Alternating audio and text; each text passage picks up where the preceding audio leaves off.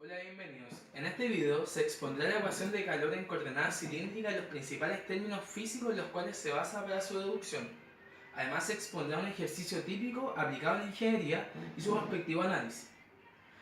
Primero que todo, debemos entender que para generar la ecuación de calor debemos hacer un balance de energía en un diferencial. El diferencial que vamos a tomar nosotros es un diferencial de radio, porque estamos trabajando en coordenadas cilíndricas. Entonces, el calor que entra por ese diferencial menos el calor que sale en el diferencial, más la generación de energía, va a ser igual a la variación de energía total en el tiempo. El término de generación de energía trata de la transformación de cualquier tipo de energía, ya sea química, nuclear, etc., energía térmica, y no está presente en todos los procesos de transferencia de calor. Ahora comenzaremos por explicar algunos términos que ayudarán a entender la deducción de la ecuación de calor. Lo primero es explicar que la energía total, esta, se puede escribir como la energía sensible por la masa. La energía sensible es la energía que se asocia a la temperatura. Y a su vez la masa podemos escribirla por la densidad por el volumen. Y nosotros sabemos que el volumen se puede escribir como el área por un diferencial de radio. Además, el segundo término importante a considerar es que la energía sensible, el diferencial de energía sensible, es igual al calor específico por un diferencial de temperatura. Por último, tenemos la ley de Fourier de la conductividad, el cual nos dice que la conductividad térmica por el área, que en este caso sería 2pi por el radio, por el largo, porque tenemos que considerar el cilindro, es por la variación de la temperatura en el radio, es igual al calor. Teniendo en cuenta estos conceptos, podemos llegar a la siguiente ecuación de calor, que es esta, en coordenadas cilíndricas, donde tenemos acá un término de difusión que se relaciona a las coordenadas espaciales y tenemos un término de acumulación que se asocia a las coordenadas temporales. Por último, la solución de esta ecuación de calor nos da como resultado la temperatura que estaría en función del radio y del tiempo. Si nosotros queremos que nuestro sistema sea estacionario, la solución sería solamente en funciones espaciales. Cuando una sección larga de una línea de suministro de aire comprimido pasa a través del exterior, se observa que la humedad que existe en el aire comprimido se congela cuando el clima es frío, perturbando o incluso bloqueando por completo el flujo del aire en el tubo. Con el fin de evitar este problema, la superficie exterior del tubo se envuelve con conectadores eléctricos de cinta y a continuación se aísla.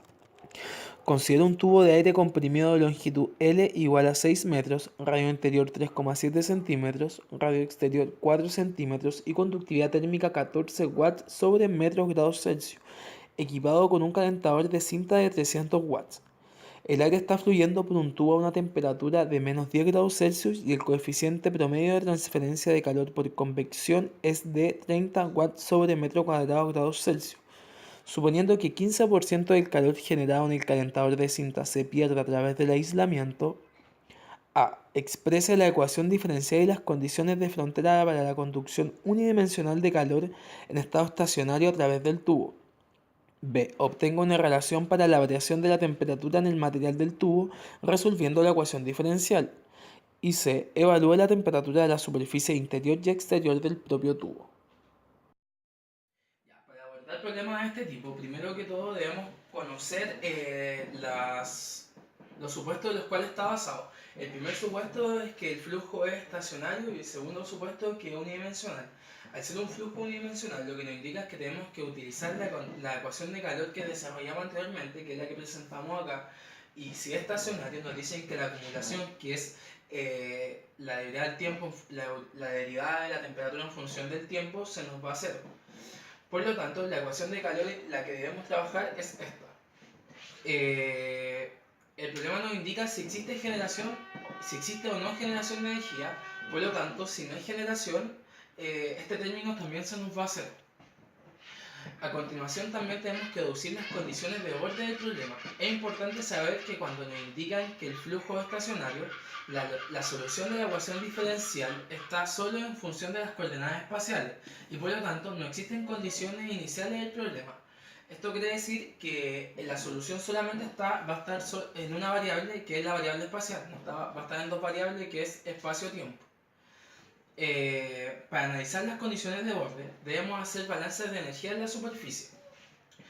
Como sabemos que las superficies no tienen masa, el balance de energía se basa en la primera ley de la termodinámica, donde toda la energía que entra tiene que ser igual a la energía que sale, porque no existe acumulación de energía. Basándose en ese principio, podemos erradicar las dos condiciones de orden. La primera condición de borde es en el radio exterior, donde la energía que entra debe ser igual a la energía que sale por la superficie.